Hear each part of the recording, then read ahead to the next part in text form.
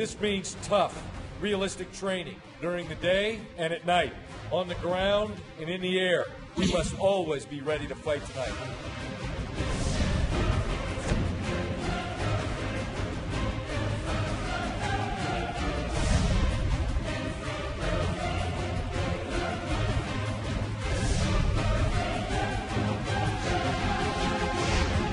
사실 한국의 군사력은 북에 대한 군사력에 비해서 5밖에 8하거든요.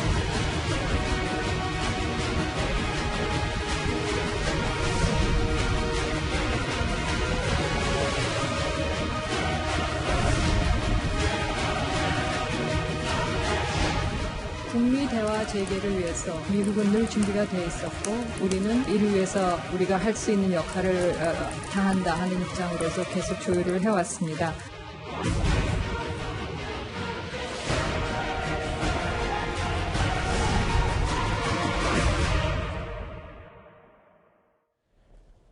예, 오늘 뉴스탑10은 외교안보 이슈로 시작을 합니다.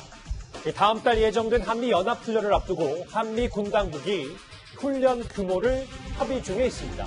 그런데 에이브럼스 주한미군 사령관이 공개적으로 그것도 정경도 국방장관 앞에서 그동안 한미 훈련을 제대로 하지 못해서 이 한미 대비 태세에 구멍이 생겼다 이렇게 불만을 토로했습니다. Now, as many of you know, unfortunately, we had to postpone our theater-level combined command post training event earlier this year due to the ongoing global pandemic. The recent closure of ranges, insufficient access due to civilian protests, and challenges in scheduling and airspace allocation comes at a great cost to our readiness. These barriers, combined live fire training, are consuming our readiness, not building. 차분히 풀어볼까요? 먼저 이도훈 의원님. 분명히 지금까지 알려진 바로는 한미 대비태세 이상 무라는 걸 좀 들었었거든요. 그런데 에이브럼스 사령관이 최근 폐쇄된 사격훈련장 준비태세에 지대한 영향이 있다. 구멍이 뚫렸다. 뭐 이런 말까지 했습니다. 미군이 세계 최강의 전력을 유지하는 중요한 이유 가운데 하나가 실전 같은 훈련을 계속하는 건데 그 훈련의 그 중요한 요체 중에 하나가 사격이고 또 하나는 그 동맹국가의 연합훈련입니다. 사격 같은 경우에는 그 남북 합의나 여러 가지 민원이나 그다음에 훈련 중단에 따라 가지고 그동안 가장 많이 사용했던 파주의 스토리 사격장이라고 있습니다. 그리고 경기도 포천의 로드리게스 사격장이라고 있는데 그 헬기, 전차 뭐 이런 것이 직접적으로 그 화력을 시험하면서 훈련을 하기 때문에 굉장히 중요한 훈련장인데 사용하지 못하는 데 대한 아쉬움을 표시한 게 하나가 있고 또 하나는 그 남북 대화 또는 미북 대화 때문에 한미 연합 훈련이 여러 번 중단이 되지 않았습니까? 그렇죠. 그런데 주한미군은 1년마다 교체가 되기 때문에 한국에 주둔하는 중에 훈련이 일어나지 않으면 만약에 사태가 발생했을 때 한국에 파견을 오더라도 어떤 그 연합 작전 능력이 굉장히 떨어지게 되는 측면이 있고 또 마지막으로 미국의 입장에서 보면은 한미 연합 훈련이 왜 중요하냐면 전 세계 어딜 가도 한국 정도의 훌륭한 군과 합동 훈련을 할 기회가 그렇게 많지는 않습니다.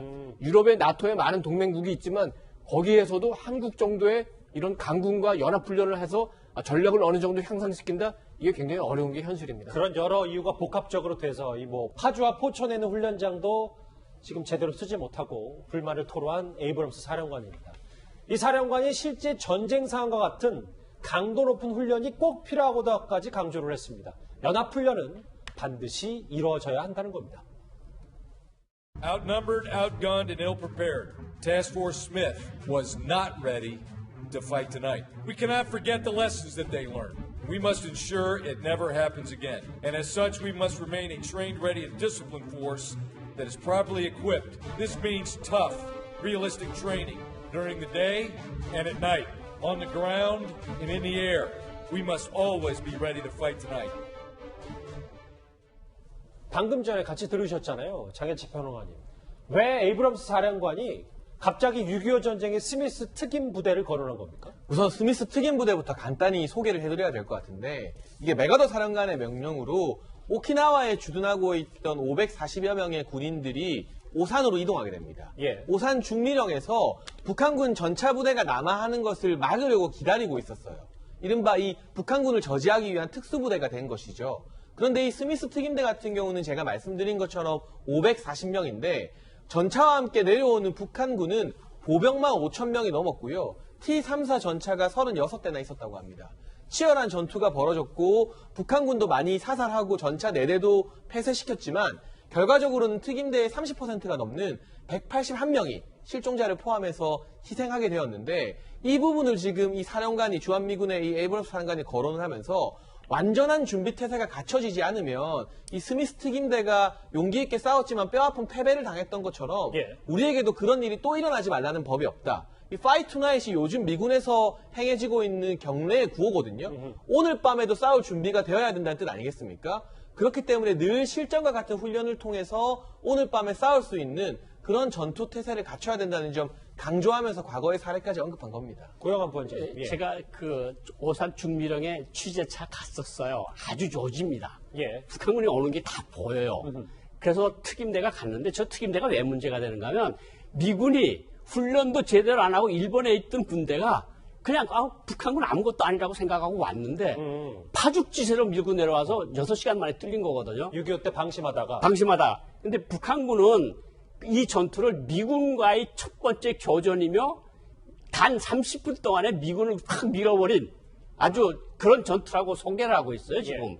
근데 지금 에이브럼스 사령관이 얘기하는 건 스미스 특공부대가 아니고 특임부대입니다. 그렇죠. 특수한 임무를 빼고 가서 막으라 그랬는데 훈련을 안 한 군대라 거기 가서 막질 못하고 큰 살상을 이룬 그런 부대이기 때문에 저 교훈을 꼭 잊지 말라고 강조를 하는 겁니다. 이런 상황이 또 벌어지면 안 되니까. 안 된다. 예. 그래서 주한미군 에이브럼스 사령관이 정경두 국방장관 보란 듯 드러나는 듯 북한 도발 가능성에 대비해서 연합훈련을 꼭 하자 이렇게 어제 얘기한 겁니다. 그런데 이와는 좀 대조적으로요. 국회 외통위원장인 송영길 의원의 생각은 좀 다른 것 같습니다. 사실 한미동맹의 군사력은 북에 대한 군사력에 비해서 오버캐파라고 봅니다. 사실 오버캐파, 이거 대한민국 군사력도 충분히 북을 통제할 수 있는데.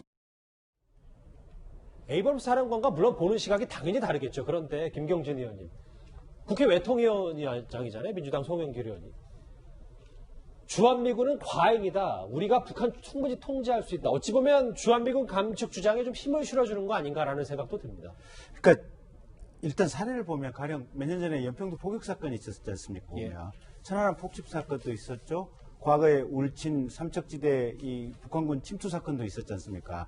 사례를 가지고 본다면 주한미군이 지금보다 더 있었는데도 이게 통제되는 상황이 아니었고 저 발언이 조금 부적절한 게 시기적으로 최근에 북한이 지금 남북 공동연락사무소 폭발을 했고 긴장을 끝까지 고조시키다가 잠시 지금 멈춰있는 이 상황적 시기적 맥락 속에서 주한미군 오버캐파다, 과잉이다 이러면 저 얘기를 듣는 북한이 무슨 생각을 하겠습니까? 그리고 저 얘기를 듣는 우리 국민들은 또 안보에 대해서 무슨 의식을 가지겠습니까? 그래서 저 외통위원장 자격에서는 사실은 저런 발언은 좀 자제하시는 게 좋을 것 같고 특히 이 시점에서는 이게 북한에 오판 시그널을 줄 수 있거나 또는 우리 국민들의 정신 상태가 이완될 수 있는 이런 발언들은 자제를 좀 해주시는 게 좋을 것 같습니다. 만약에 그 우리 국군과 주한미군의 그 능력이 있죠. 전략적 능력이 오버캐파 과잉이라 하더라도 당연히 그렇게 해야 됩니다. 첫째는 북한은 핵을 가지고 있고 우리는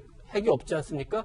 그렇다면 거기에 맞서려면 압도적으로 재래식 전력이라도 압도적으로 강해야 되는 거고 두 번째는 주한미군의 존재가 북한을 억제하는 것도 있지만 또 우리 군이 북한의 침략을 막기 위한 것도 있지만 항상 전략적 지형은 바뀌기 때문에 우리 주변국들이 우방국이고 또 전략적 협력국이기도 하지만 언제 어떤 상황이 바뀔 수도 있는 겁니다. 그런 상황에 대비해서 항상 안보는 철저하게 강하면 강할수록 좋은 겁니다. 김경진 의원님하고 이도원 의원님이 지적하신 거를 국회 외통위원장이 모를 리가 없잖아요. 근데 이도원 의원님. 네네. 그럼에도 이 얘기를 했다는 건 결국 뭐 아까는 북한에게 잘못된 시그널을 줄 수 있다고 말씀하셨지만 송영길 의원의 입장에선 북한을 뭔가 좀 달래는 의도로 주한미군을 좀 줄여보자 뭐 이런 측면입니까? 그럼 속내가? 어제 제가 그 송영길 의원의 입장에 대해서는 잠깐 설명을 했는데 이 문제는 송영길 위원장 한 사람의 발언만 볼 게 아니라 어제 오늘 나온 문정인 특보의 발언, 그다음에 그 청와대 발언, 그다음에 그 밖에 그 여권 인사들의 발언을 종합해 보면은 우리 김행커가 지적한 대로 북한과 어떤 새로운 프로젝트를 위해서 조금 북한에 대해서는 달래는 좀 미국에 대해서는 거리를 두는 이런 입장에서 나온 건데 그러기에는 우리 국회 외교통일위원장의 발언으로서는 적절하지 않은 측면이 많이 있었다. 이 부분은 꼭 지적을 해야 되겠습니다. 부적절한 발언이다. 북한의 움직임도 하나 살펴봐야 될 것 같아요. 고영한 부원장님. 어제 저희 김정한 워싱턴 특파원의 단독 보도 가운데 하나가 북한이 무인도에 청와대 국방부 축소 모형을 갖다 놨다. 그래서 타격 훈련을 했다는데 이거 좀 어느 정도 북한이 지금 다시 이 도발 카드를 만지작거리는 겁니까? 2016년도에는 평양시 사동구역에서 청와대 모형을 만들어 놓은 데서 김정은 위원장이 앉아 있는 데서 청와대 급습 훈련을 특공대가 하는 것을 보여줬습니다. 예. 그런데 지금 알섬, 저 길쭉은 무수단에 있는 알섬에 청와대하고 국방부 모형을 만들어 놓고 그거를 지금 타격하는, 만들어 놓은 상황이에요. 그렇죠. 그거를 이제 미사일이든 단거리든 중거리든 쏴가지고 그걸 박살내는 모습을 보여주겠다 이건데 사실 이전에 보류 결정이 나오기 전까지는 금강산이나 개성에서 군사 행동이 있을 거라고 북한이 이야기를 했었으니까 맞아요. 그랬는데 이제 김정은 위원장이 이건 너무 하는 것 같다 해서 보류를 시킨 상황이잖아요. 그렇다고 가만히 있을 수 없고 북한군이 바로 어제부터 하계훈련에 들어갔습니다. 하계훈련 도중에 저기다가 대형 방사포든 조종 미사일이든 단거리 중거리 미사일을 쏴서 청와대를 폭파시키는 모형을 아무래도 군과 군중들한테 보여주고 한국에도 위협을 가하는 우리한테 우리 말을 제대로 듣지 않으면 청와대가 이렇게 한꺼번에 날아갈 수 있다는 그런 그림을 만들려고 저런 모형을 만들어 놓은 것으로 그렇게 추정이 됩니다. 그러니까 밖으로는 도발 보류 이렇게 외쳤지만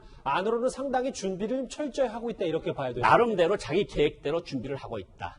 이렇게 볼 수 있습니다. 이게 사실 과거에도 이런 모형 갖다 놓고 북한이 훈련 많이 했었잖아요. 2016년도에 바로 대동강구역에서 바로 이런 훈련을 했고 김정은 위원장이 아주 만족하게 웃는 모습이 나왔댔거든요. 아주 잘한다고.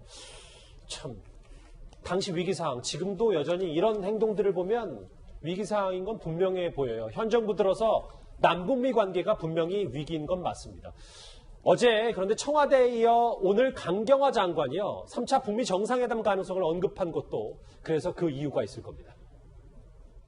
어느 쪽이 먼저 제안을 했다 뭐 이런 것보다는 하여튼 북미 대화 재개를 위해서 미국은 늘 준비가 돼 있었고 우리는 이를 위해서 우리가 할 수 있는 역할을 다한다 하는 입장으로서 계속 조율을 해왔습니다.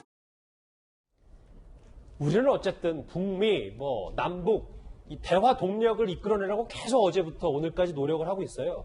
이도원 의원님. 네네. 문정인 특보가 이렇게 다 읽진 않겠고 봉숭아학당 같은 백악관 믿을 수가 있을까? 백악관 내 긍정기류 있다. 그러니까 3차 북미 정상회담과 관련해서 문정인 특보는 긍정기류가 있다고 하는데 워싱턴에서 쏟아지는 보도를 보니까 글쎄요. 김정은 위원장 트럼프 대통령 만나는 건 좀 회의적이다라는 반응도 있더라고요. 가능성을 배제할 수는 없지만 높지는 않다.